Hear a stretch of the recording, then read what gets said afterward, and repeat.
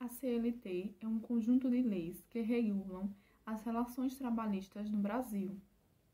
Neste vídeo, vamos explorar os direitos e os deveres dos empregados e empregadores. Se você é um empregado ou empregador, ou simplesmente está interessado em aprender mais sobre o assunto, este vídeo é para você.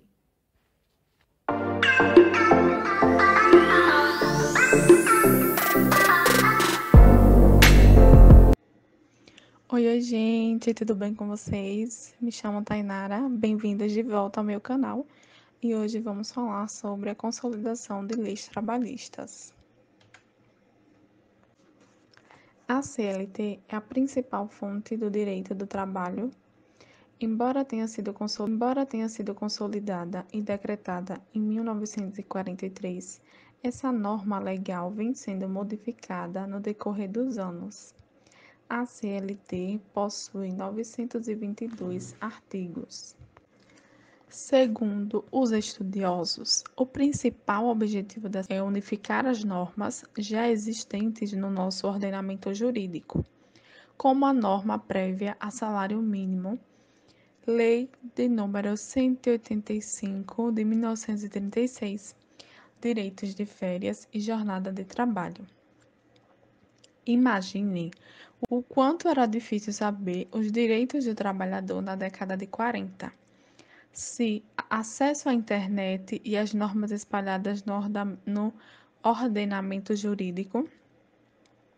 Por isso, a importância da CLT, facilitando a identificação e aplicando o direito dos trabalhadores. A CLT possui direitos e deveres do empregado e empregador. Conceito de empregado e empregador.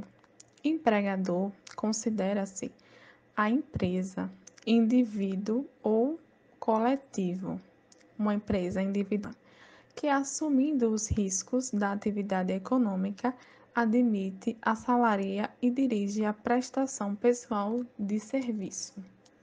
Está no artigo 2º da CLT. Já empregado considera-se toda pessoa física que prestar serviço de natureza não eventual a empregador, sob a dependência deste e mediante salário, de acordo com a CLT no artigo 3º. No segundo artigo tem, sempre que uma ou mais empresas, tendo embora cada uma delas personalidade jurídica própria, estiverem sob a direção, controle ou administração de outra, ou ainda quando mesmo, guardando cada uma sua anatomia, integrem grupo econômico, seriamente pelas obrigações decorrentes da relação de emprego. Então, toda a pessoa só é considerada um empregado quando ela tem as 4 características, que é a pessoalidade, a subordinação, que é você ter uma hierarquia dentro da empresa, ser habitual, então um cargo que você precise ir frequentemente, todos os dias, e ser assalariado. Falando em relação de emprego e relação de trabalho. Relação de emprego é uma modalidade de relação de trabalho prevista na CLT, em que os trabalhadores devem ser registrados pelo empregador com a assinatura na carteira de trabalho.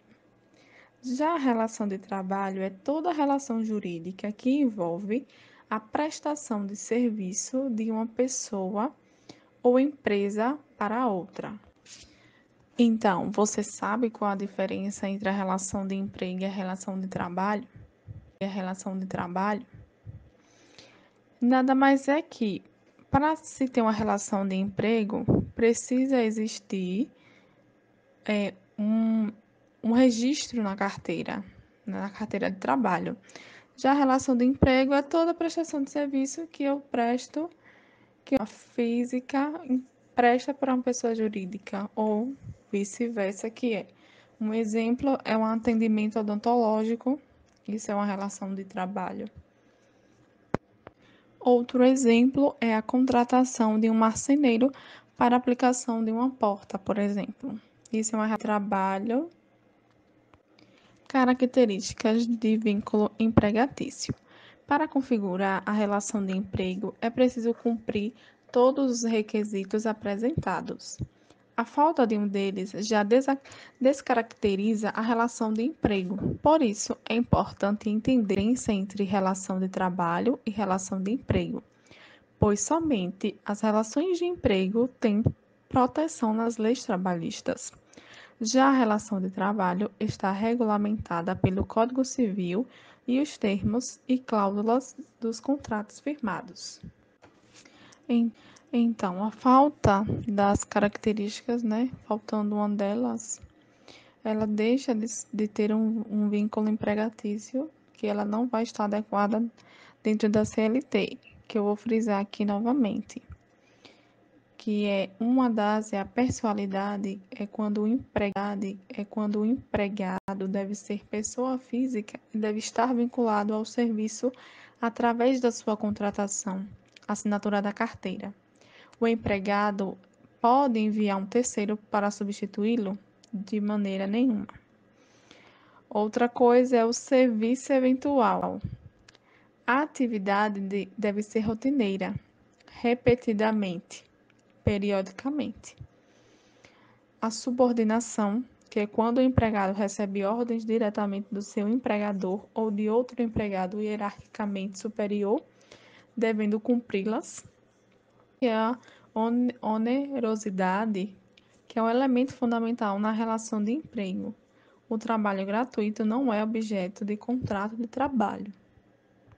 Carteira de trabalho e previdência social. Com a criação da carteira de trabalho digital, de acordo com a portaria de número 1065 de 2019, todas as pessoas inscritas no cadastro da pessoa física já têm sua CPTS emitida, bastando apenas habilitar. Para habilitar a sua CPTS, basta criar uma conta de acesso na página eletrônica. Eu vou estar deixando esse link na descrição do vídeo, caso vocês queiram. Outra mudança que a portaria trouxe foi a CPTS digital. Terá como identificação única o número do CPF. E a carteira de trabalho em meio físico ainda poderá ser utilizada? De acordo com o artigo 5 da portaria de número 9065 de 2019, para os empregadores que tenham uso do sistema de escrituração digital das obrigações fiscais, previdenciárias e trabalhistas e social.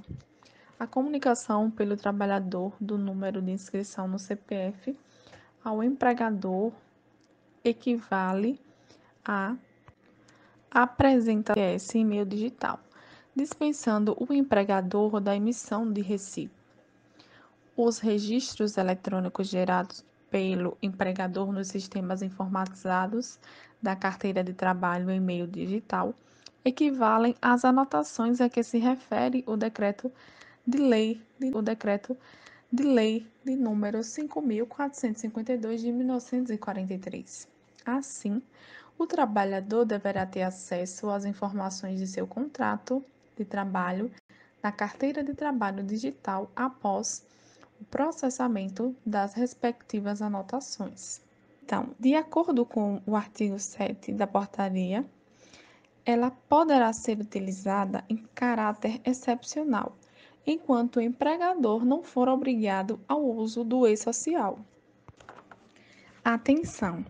Ainda que a CPTS em meio físico não descarta exemplos de casos que será necessário a CPTS física antiga. Dados já anotados referente aos vínculos antigos, anotações relativas a contratos vigentes na data da publicação da portaria em relação aos fatos ocorridos até então, Daqui para frente, todas as anotações relativas aos novos fatos serão feitas apenas eletronicamente. Dados referentes a vínculos como empregadores ainda não são obrigados ao e-social.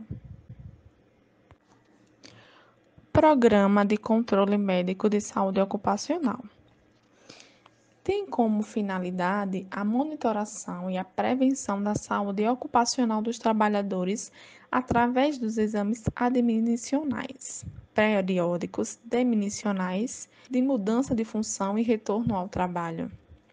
Das responsabilidades do Programa de Controle Médico de Saúde Ocupacional é garantir a elaboração e efetiva implementação do programa, bem como zelar pela sua eficácia, custear-nos para o empregado todos os procedimentos relacionados ao programa.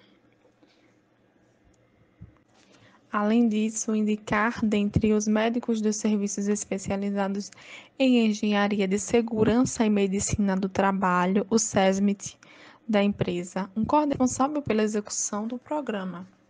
No caso de a empresa estar desobrigada de manter médico do trabalho, de acordo com a NR4, deverá o empregador indicar médico do trabalho, empregado ou não da empresa, para coordenar o programa. Inexistindo médico do trabalho na localidade, o empregador poderá contratar um médico de outra especialidade para, de acordo com o artigo 168, será obrigatório exame médico por conta do empregador nas condições estabelecidas neste artigo e nas instruções complementares a serem expedidas pelo Ministério do Trabalho. É um programa que é obrigatório conforme lei. E por hoje é só.